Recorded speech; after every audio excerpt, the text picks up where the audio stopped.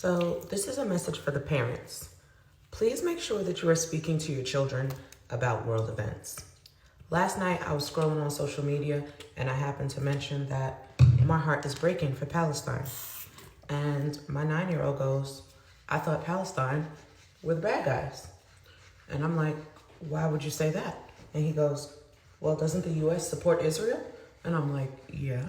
He's like, so doesn't mean that we're on Israel's side? I said, the government is on Israel's side, but I'm not on Israel's side. And he was like, why not? So I said to him, imagine Jacob is just hanging out in his room. Jacob is his 3-year-old little brother. And you go in Jacob's room and you tell Jacob, this is my room now. You just stay on your bed. The rest of the room is mine. Jacob has a toddler bed, so it's very small. And now you take up Jacob's room, and the whole time you're in there taking up Jacob's room, you're bullying him, okay? And Jacob cannot come off of his bed. He can't go to the bathroom. He can't go to the kitchen without your permission. And most of the time that he asks, you tell him no, right? And you do this for a long time. You do this for a very long time. And then one day, Jacob is like, I'm tired of it. I'm gonna fight back. And Jacob hits you as hard as he can, right? Is that going to hurt? He's like, not really. And I'm like, well, if it's as hard as he can, even though he's 3, it might hurt a little bit, right? He was like, maybe a tiny bit. And I said, would it then make sense for you to hit him back as hard as you can and keep hitting him over and over and over again? He goes, no. And I'm like, why not? He's like, because it's not fair, because I'm bigger than him and stronger than him. And I said, and that's exactly what's happening. Palestine was an independent nation, and then Israel came and they said, this is our holy land.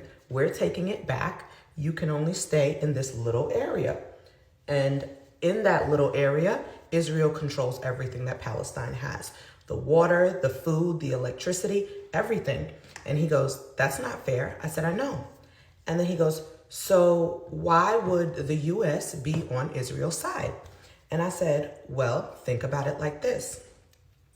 If you are occupying Jacob's room and then you let Jackson and Justice come in and take all of Jacob's toys, Jackson and Justice are going to be on your side.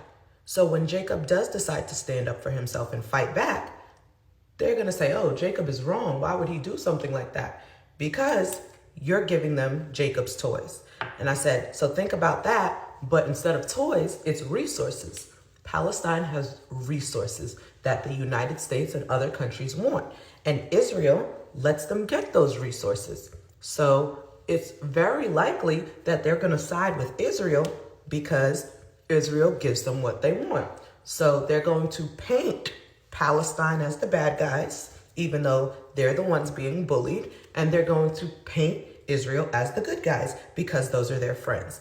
And he's like, well, why don't people just know that Israel is being a bully? And I said, well, thanks to social media and other news outlets, not US news outlets, we're starting to see the truth. And other people already knew about this. There's just people in this country who are uneducated and uninformed. And he's like, I can't stand stupid people. And I'm like, I know, me neither. But all that just to say, please make sure you are educating your kids on world news because they're going to get their sources from elsewhere, whether it be school, the internet, whatever the case may be, and they're not going to know what is actually going on. You need to explain it to them in terms that they are going to understand so they have a good grasp of what's going on. We want our kids to be the future world leaders. We need them to understand how the world works and what's going on in it.